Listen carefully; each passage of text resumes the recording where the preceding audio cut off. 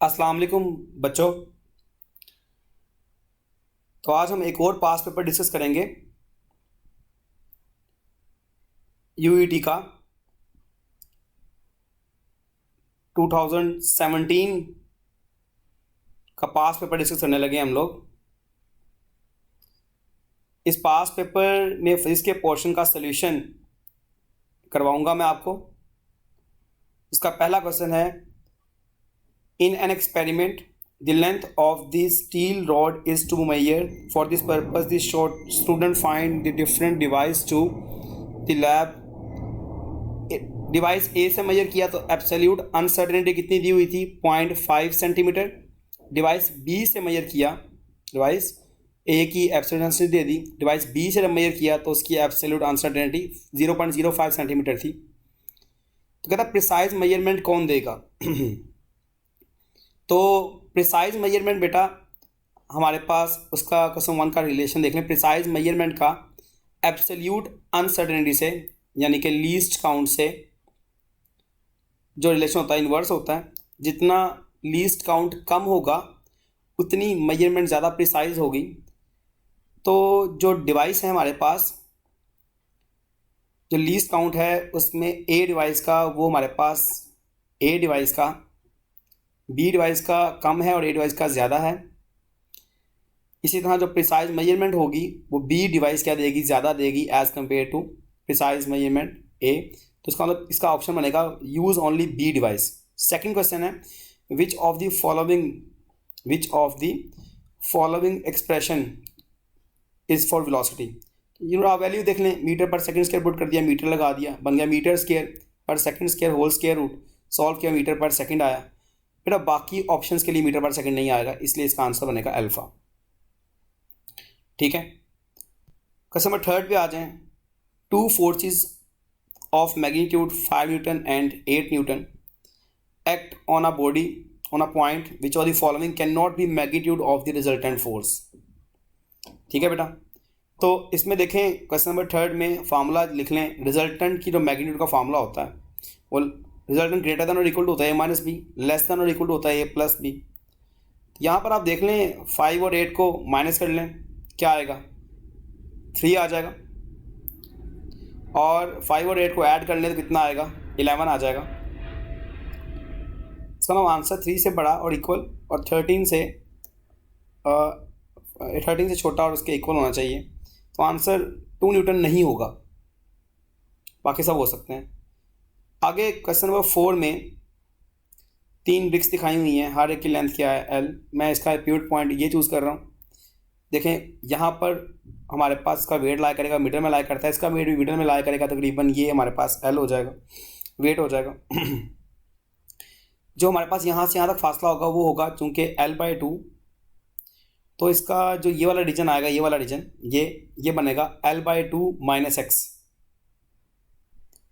ये एक्स है। अब आप देखें ये हमारे पास एक्स है। अब देखें ज़रा, हम लोग यहाँ पे प्रिंसिपल ऑफ मूवमेंट वाला कॉन्सेप्ट अप्लाई करते हैं। वो क्या था, sum of clockwise torque is equal to sum of anti clockwise torque.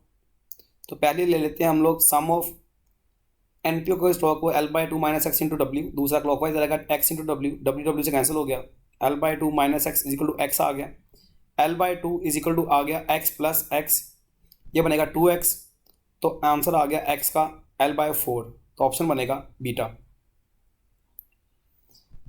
Next question है, an old communication satellite orbiting radius R1 है, दूसरे का रेडियस R2 है। इसने दिया कि आपको मैस डबल कर दिया, तो ऑर्बिटल रेडियस कौन सा हमारे पास होता है वो तो डिपेंड ही नहीं करता मैस ऑफ प्लैनेट पर। तो ये देखें जी मैस ऑफ ऑब्जेक्ट पर, सैटेलाइट पर, तो GMT स्क्वायर ओवर क्या आएगा 4 स्क्वायर, होल पावर कितनी आ जाएगी 1/3। तो देखें मैस ऑफ सैटेलाइट के तो इंडिपेंडेंट होता है ये, इसलिए जो हमारे पास रेडियस होगा वो दोनों के लिए क्या होगा, सेम होगा। ठीक है बेटा, तो रेशो क्या बन जाएगी बेटा हमारे पास 1, R/R लिख लें। कैंसिल होकर 1 आ जाएगा, 1:1 आंसर आ जाएगा, बीटा ऑप्शन आ जाएगा। A solar panel device 40 watt 1 minute, how much energy does it deliver during the period. पार निकालनी W/T, W हमारे पास आएगा पार इंटू टाइम। पार का वैल्यू कितनी है, 100 वाट है, टाइम कितना है 60 मिनट, 60 सेकंड आ जाएगा, तो ये 6000 जूल आ जाएगा, इसे 6 किलो जूल भी बोलते हैं, ऑप्शन बनेगा बीटा। क्वेश्चन नंबर 7 ग्राफ से रिलेटेड है। ग्राफ में कहता है शो किया गया VT ग्राफ, ठीक है, इसमें बॉडी ए से बी मूव कर रही है। 2-3 क्वेश्चन देगा नीचे, उनको आपने सॉल्व करना है। मैक्सिमम एक्सेलरेशन निकालना है, इसके लिए तो 0 होगा हॉरिजॉन्टल लाइन के लिए, तो यहाँ पे इसी ड्यूरेशन में क्या होगा हमारे पास, कहीं मैक्सिमम होगा, तो वो निकालना है आपने। वेलोसिटी की वैल्यू उसने आपको दी हुई 3t², तो आप यहाँ से निकाल लें, डेरिवेटिव ले लें जी आप। v दिया हुआ है 3t², ठीक है बेटा, v कितना है 3t² है, डेरिवेटिव रिस्पेक्ट टू टाइम ले लें, dv/dt आ जाएगा, जो बनेगा 6t। वैल्यू फाइंड कर लें at t is equal to 1 second, ठीक है बेटा। तो 1 पुट करेंगे आप यहाँ पर, तो आ जाएगा 6 × 1, ए इक्वल टू 6 × 1 आ जाएगा, आंसर आएगा 6 मीटर पर सेकेंड स्क्वायर, ऑप्शन बनेगा इसका delta. Total distance covered by this journey निकालना आप लोगों ने, तो कर्व लेने के लिए स्ट्रेट लाइन ले लेते हैं हम लोग यहाँ पर, तो भी इस तरह से क्या बन जाएगी, एक हमारे पास एरिया ऑफ क्या आ जाएगा, ईटी ग्राफ किसको शो करता है, डिस्टेंस को शो करता है, डिस्टेंस आ जाएगा यहाँ पर। ये जो बनेगा हमारे पास बनेगा एरिया, डिस्टेंस किसके इक्वल होगा, एरिया ऑफ ट्राइंगल आ जाएगा प्लस एरिया ऑफ रेक्टेंगल आ जाएगा। इसे आप ट्रेपेजियम के मेथड से भी कर सकते हो। एरिया ऑफ ट्राइंगल बनेगा 1/2, बेस कितनी है 1, हाइट कितनी है वही 1, ठीक है बेटा, हाइट 3 है सॉरी, और साथ आ जाएगा एरिया ऑफ ट्राइंगल आ जाएगी, ये बेस हमारे पास कितनी होगी 3 - 1, और हाइट कितनी है 3 है, तो यहाँ 6 आ जाएगा, 7.5 मीटर आएगा। लेकिन जो हमारा आंसर होगा वो इससे छोटा होगा, क्योंकि ये रीजन हमने एक्स्ट्रा काउंट कर लिया, ये देखिए मैं मार्क कर रहा हूँ, ये रीजन एक्स्ट्रा ले लिया हम लोगों ने, तो इसलिए जो आंसर होगा 7.5 से क्या होगा, छोटा होगा। तो कितना होना चाहिए, तो देखिए यहाँ पर 7 मीटर आ जाएगा, क्या आ जाएगा 7 मीटर ले लेंगे हम लोग। अब कहता है एक स्टोन को थ्रो किया गया हॉरिजॉन्टल ग्रेविटेशन फील्ड में, और वो कैसा ग्राफ बना रहा है PQ, ठीक है, ग्रेविटेशन फील्ड में PQRST ग्राफ बना रहा है in the absence of resistance. Point show किए गए हैं, बताएं कौन सा इनमें से जो हमने चीज़ बताई है वो ठीक है। तो कहता है PQRST ऐसे शो कर लेते हैं बेटा, ये देखें ज़रा, यहाँ P लिख लें, यहाँ R Q R S और ये T लिख लें। तो इन सब में जो हमारे पास x कंपोनेंट ऑफ वेलोसिटी होगा वो क्या होगा, कांस्टेंट होगा। ओके जी, नेक्स्ट चलें आगे।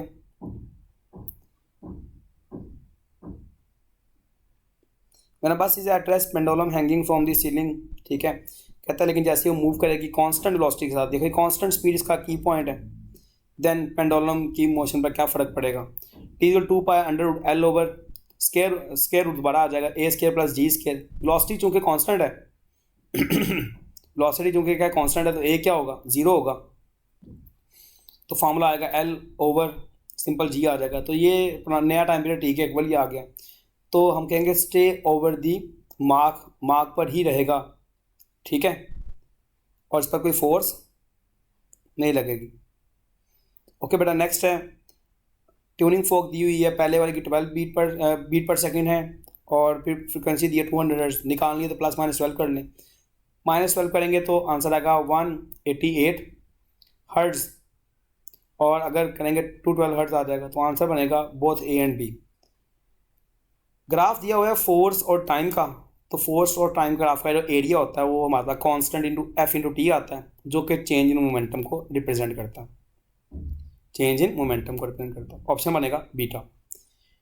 कहता है एक पार्टिकल है मूव कर रहा है, काइनेटिक एनर्जी E के साथ मोमेंटम P है, make head on collision with the identical particle M और M2 इक्वल होंगे, काइनेटिक एनर्जी, ठीक है, VI 0 नहीं है, P से टकराता है, लेकिन इनिशियली रेस्ट पर था Q, तो उसको V2 0 होगा।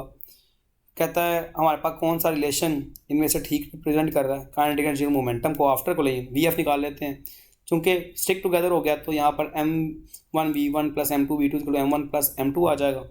वैल्यू पुट कर दें, M1 M ही है, V1 को आप लिख लें V लिख लें, M2 और M2 इंटू 0 आ जाएगा तो 0 हो जाएगा, 2M आ जाएगा नीचे, ये बनेगा 2M by M V by 2M, answer V by 2 आएगा। यानी पहले बॉल की वेलोसिटी भी V बाई 2 हो जाएगी, दूसरे की V बाई 2 हो जाएगी। आफ्टर को लेंगे P वाले की और Q वाले दोनों की वेलोसिटी क्या हो जाएगी, वो बेटा हमारे पास V बाई 2 हो जाएगी। यानी कि P वाले की M1 जो मैथ है वो V2 हो जाएगा, Q वाले की वेलोसिटी V बाई 2 हो जाएगी। अब देखें ज़रा, हम नेक्स्ट बात करते हैं, इसमें हम निकाल लेते हैं इसका काइनेटिक एनर्जी और मोमेंटम। तो मैं पहले फाइंड कर लेता हूँ इसकी काइनेटिक एनर्जी निकाल लें। तो जो काइनेटिक एनर्जी होगी हमारे पास किसकी, Q की, हाउ काइनेटिक फॉर्मूला था हाफ एम वी स्क्वायर। तो V के यहाँ पे V बाई 2 आएगा, तो काइनेटिक एनर्जी जो नई बन जाएगी वो 1/4 ऑफ काइनेटिक एनर्जी पुरानी बन जाएगी। ये हमारे पास किसकी, Q की बात कर रहा हूँ, ठीक है। मोमेंटम का बात कर लेते हैं, मोमेंटम कितना होता है M V बाई 2 हो जाएगा, तो ये बनेगा हाफ ऑफ मोमेंटम बन जाएगा पहले वाले का। तो अब देखें ज़रा, दोनों की काइनेटिक एनर्जी भी यही होगी, मोमेंटम भी यही होगा। अगर टोटल एनर्जी है और टोटल मोमेंटम निकालना है तो इनको ऐड कर लें आप। टोटल एनर्जी निकालनी है, अगर आपने टोटल काइनेटिक एनर्जी निकालनी है तो दोनों काइनेटिक एनर्जी ऐड करें, 1/4 kinetic energy plus 1/4 kinetic energy कितना रहेगा, हाफ ऑफ काइनेटिक एनर्जी आ जाएगा। अगर टोटल मोमेंटम निकालना है तो हाफ मोमेंटम, टोटल काइनेटिक निकाल लें हाफ ऑफ काइनेटिक एनर्जी आ जाएगी। टोटल मोमेंटम निकाल लें तो P/2 प्लस P/2 P आ जाएगा। तो ऑप्शन बनेगी बेटा हमारे पास चार्ली। ओके, नेक्स्ट है, एक स्टोन है, से थ्रो किया गया अपवर्ड वेलोसिटी V, निगलेक्ट किया गया ए रेजिस्टेंस को, विच of the following is correct. तो देखें टोटल एनर्जी हमेशा कांस्टेंट रहेगी, ठीक है, चाहे ऊपर भेजें चाहे नीचे भेजें, according to law of conservation of energy, ठीक है बेटा। ओके, नेक्स्ट देखें,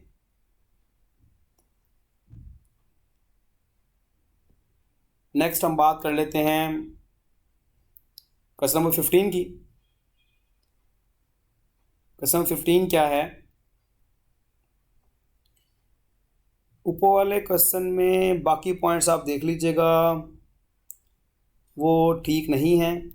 15 देख लेते हैं, a steel ball held short distance दिया हुआ है और आके उसमें हो जाता है टर्मिनल वेलोसिटी, कहता है किस से इफेक्ट नहीं होगी, mg/6 लिख लें, 6/r_v, r आ जाएगा, Vt2g_r² और रो और r9 ईटा आता है।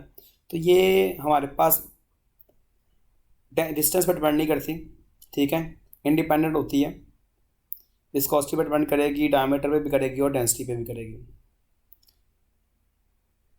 आगे कहता है, two stackers of equal mass facing each other hold hand on की एंगुलर वेलोसिटी ओमेगा थी। जैसे ही वो करीब आ गए, इतने करीब आए कि उनका डिस्टेंस क्या हो गया, हाफ हो गया, तो एंगुलर वेलोसिटी क्या होगी। Law of conservation of angular momentum लगा लें। 16 क्वेश्चन देखें, हाफ कर दिया उसने, सेपरेशन को हाफ कर दिया, मिस हो गया था यहाँ पर। तो ओमेगा और आई का इन्वर्स रिलेशन होगा, I=mr² भी ले सकते हैं हम लोग। अब m कांस्टेंट अगर हम रखें तो r आपने हाफ किया है तो ओमेगा 4 टाइम्स इंक्रीज हो जाएगा, हाफ कर रहे हैं, ओमेगा 4 टाइम्स इंक्रीज हो जाएगा, तो डेल्टा ऑप्शन बनेगा। नेक्स्ट क्वेश्चन नंबर 17 है, a person standing on a weight scale lift going upward, constant velocity है तो चेंज नहीं होना रही है पेरेंट वेट, T=W आ जाएगा, T=W आ जाएगा, लिख लें क्या आएगा, चार्ली। अब पेंडुलम इज ऑसिलेटिंग यानी सिंपल हार्मोनिक मोशन है, तो a is directly motion -x होना चाहिए, यानी ए पॉजिटिव और एक्स नेगेटिव, यानी ए नेगेटिव एक्स पॉजिटिव, तो बीटा ऑप्शन बनेगा इसके खिलाफ। आगे कहता है, simple pendulum with length L is known as oscillating with time period T in second, if the length is increase to 2L then maximum displacement of the amplitude same, यानी उसने amplitude same रखा है, तो total energy तो depend ही किस पे करती है, एम्पलीट्यूड पे करती है, और यहाँ पे के पे करती है। अगर आप के वैसे कांस्टेंट है तो अगर आप एम्पलीट्यूड भी कांस्टेंट रखते हैं तो टोटल एनर्जी क्या रहेगी, सेम रहेगी। कांस्टेंट रहेगी। ठीक है बेटा, तो लिख लें इसका आंसर क्या है, चार्ली। क्वेश्चन नंबर 20 पे आ जाएं। Two copper wires of length L and 2L stretched by force F. If the cross section area of the wire is of length L is A, what is the cross section area of the wire of length 2L if the extension in the both wires is same? Extension हमारा formula था y is equal to F over A dot change in L, नीचे आ जाएगा ऊपर length आ जाएगी। अब देखिए उसने कहा मटेरियल सेम है तो y सेम है, F सेम है और L डेल्टा एक्सटेंशन भी सेम है, तो A और L का रिलेशन आपस में क्या बनेगा, डायरेक्ट। अगर लेंथ डबल हुई है तो एरिया भी क्या हो जाएगा, डबल हो जाएगा, तो आंसर आएगा 2A। 21 पे आ जाएं। Frequency of the fundamental mode of transverse vibration, ठीक है, 1000 मिलीमीटर दी हुई है, लॉन्ग इज 250 हर्ट्ज दिया हुआ है, ठीक है, 250 हर्ट्ज दिया हुआ है, ठीक है। तो कहता है what will be the shorten अगर कर दिया जाए, उसे अगर हाफ कर दिया जाए तो सेम टेंशन पर तो फ्रिक्वेंसी क्या होगी, F equal 1/2L square root of F over M होता है। तो F सेम है हमारे पास, M सेम है, 2 वैसी कांस्टेंट है, अगर लेंथ हाफ कर दी जाए फ्रिक्वेंसी क्या हो जाएगी, डबल हो जाएगी। लेंथ क्या कर दी उसने, हाफ कर दी, फ्रिक्वेंसी क्या होगी हमारे पास, डबल हो जाएगी, तो 500 हर्ट्ज आ जाएगा आंसर। ओके जी, नेक्स्ट देखें आगे। Coherent monochrome light illuminates two narrow slits. Interference pattern result is observed on screen. Beyond the slits, which of the following will increase the separation between two dark lines? तो delta Y की बात कर रहा है जी यहाँ पर, fringe spacing की, lambda L over D कैसे इंक्रीज होगा जी, ये जब लैम्डा इंक्रीज कर दें, लेंथ इंक्रीज कर दें, डी को डिक्रीज कर दें। तो कहता है देखें using monochromatic light of higher frequency, भाई लैम्डा इंक्रीज होता है तो फ्रिक्वेंसी डिक्रीज होगी, गलत हो गया पहला वाला। Using monochromatic light of higher wavelength, yes ये ठीक है। आगे जी देखें, a ray of light is incident on glass air boundary, critical angle C है, the speed of light is the glass is half of speed of light in vacuum. तो देखें हमारे पास क्या आ जाएगा, क्रिटिकल एंगल क्या होगा, क्रिटिकल एंगल का formula क्या होता है, एन सी ओवर दी आ जाएगा। तो यहाँ पे ना पहले सी अगर हाफ कर रहे हैं आप तो एन कितना हो जाएगा, डबल हो जाएगा, तो एन हमारे पास कितना आ गया, डबल आ गया। लिख लें 2n, लिख लें n to n डैश को, वैसे तो n लिखना ज़रूरी नहीं है लेकिन आप 2n लिख लें। तो क्रिटिकल एंगल का फॉर्मूला हमारे पास क्या है, सॉरी थीटा सी लिखें यहाँ पर, थीटा सी का फॉर्मूला हमारे पास है sine inverse n over n dash आ जाएगा, n साइन इनवर्स आ जाएगा, n की वैल्यू n हमारे पास n बाय 2n आ जाएगा, n से कैंसिल कर दें, हाफ ऑफ साइन इनवर्स कितना होता है 30 डिग्री पर, तो आंसर क्या आएगा, अल्फा 30 डिग्री। आगे देखें क्वेश्चन नंबर 24 पे देखें, the temperature of 1 kilogram of hydrogen gas is same as 1 kilogram of helium. Temperature same है जी, तो 2/3 के एवरेज ट्रांसलेशन काइनेटिक एनर्जी हमारे पास देखें, T कांस्टेंट, 2/3 कांस्टेंट, तो काइनेटिक एनर्जी भी क्या होगी, कांस्टेंट होगी। तो ऑप्शन क्या बनेगा बेटा, सेम ट्रांसलेशनल काइनेटिक एनर्जी। यहाँ पर देखें wire loop is placed in between the poles of magnet, तो ये किस तरह रोटेट कर रहा है आपके सामने देख लें, पी क्यू आउटवर्ड आ रहा है, पी क्यू कहाँ आ रहा है, आउटवर्ड, तो यहाँ आउटवर्ड, यहाँ मैं डॉट बना लेता हूँ, ये वेलोसिटी को शो कर रहा है वी को। मैग्नेटिक फील्ड कहाँ है, नॉर्थ से साउथ, इस डायरेक्शन में अब अपनी डॉट के डायरेक्शन में अंगूठा कर लें, फिंगर्स बी के डायरेक्शन में कर लें, फोर्स कहाँ लगेगी बेटा हमारे पास, पी से क्यू की तरफ। तो इसका मतलब ये हुआ कि करंट पी से हमारे पास, सॉरी क्यू से पी की तरफ, तो करंट कहाँ से कहाँ फ्लो करेगा, क्यू से पी की तरफ, क्यू से पी की तरफ। तो फोर्स कहाँ से कहाँ लग रही है, क्यू से पी लग रही है, इसलिए चार्जेस वहाँ से क्यू से पी जा रहे हैं, करंट भी क्यू से पी फ्लो करेगा। नेक्स्ट है in the direction indicated by the electric field, decreasing potential की तरफ होती है, is equal to minus delta V over delta R minus of delta V the decreasing potential.